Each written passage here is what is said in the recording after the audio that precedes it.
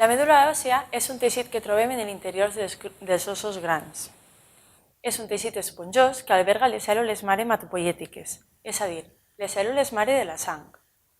Aquestes cèl·lules, al ser cèl·lules mare, tenen la capacitat de dur a terme qualsevol altre tipus de cèl·lules del mateix teixit, tal com són els glòbuls rojos, les plaquetes o els glòbuls blancs, que són les nostres cèl·lules de defensa. És prou comú que es confonga la medul·la òssia en la medul·la espinal, però la medul·la espinal és un feix de nervis que neix des del cervell i que viatja per tota la columna vertebral per el forat que tenen les vèrtebres en el seu interior i tenen com a funció transportar els impulsos nerviosos des del cervell fins a qualsevol altra part del cos. Les malalties de tipus immunitari o hematològic, com poden ser el linfoma o la leucèmia, es poden tractar en un trasplantament de medul·la òssia. Al cap i a la fi, la medul·la òssia i la sang són un teixit i com a tals poden desenvolupar diferents càncers. Per a poder fer un trasplantament de medul·la òssia cal veure si el donant és compatible amb el pacient. I la manera d'avaluar aquesta compatibilitat és analitzant la compatibilitat HLA de les dues persones.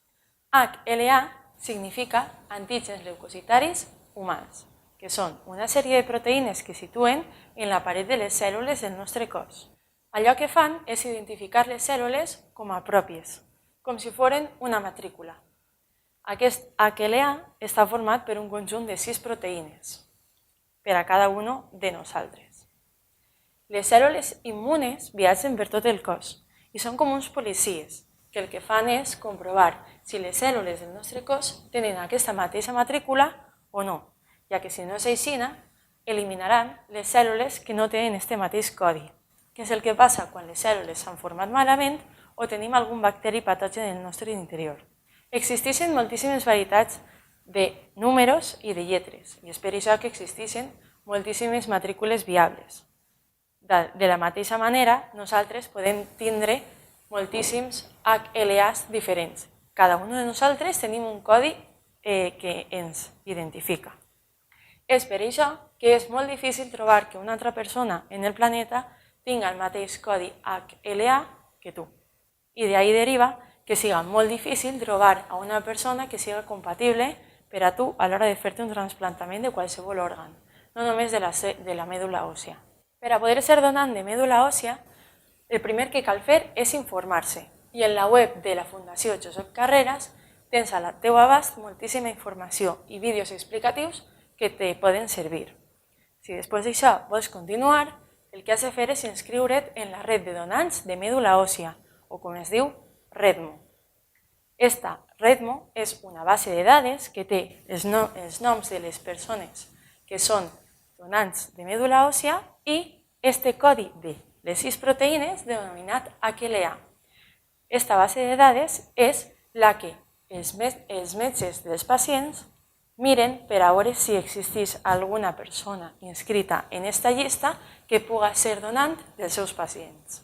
En cas de que sigues compatible, te ho notificaran i tindràs que decidir si vols fer la donació o no. És molt probable que mai arribis a donar, ja que, com acabem de dir, és molt difícil que dues persones tinguin una compatibilitat prou com per a poder fer una donació. Hi ha 2 maneres d'extraure medul·la òssia.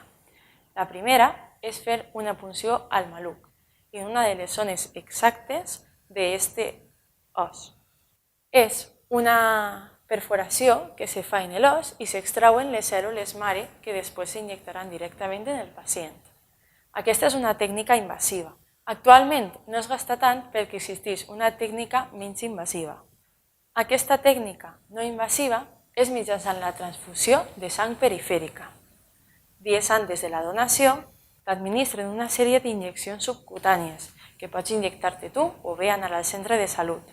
Aquestes injeccions el que fan és fer que les cèl·lules mare que estan dins dels nostres ossos grans isquen a la sang perifèrica, a les venes i a les artèries. El dia que tu fas la donació, el que fan és treure't per un dels braços la teua sang, que va a una màquina, i aquesta selecciona sols les cèl·lules mare que fan servir per al trasplantament. La resta de cèl·lules i de teixit de la sang te'l tornen per l'altre braç. És un procediment gens dolorós i la quantitat de cèl·lules que se li extrauen al donant són suficients per a que el pacient pugui fer el seu trasplantament. I el donant pot regenerar aquest número de cèl·lules per arribar al seu normal en els propers dies. És un esforç molt xicotet per a tu, però que pot canviar la vida de moltes persones.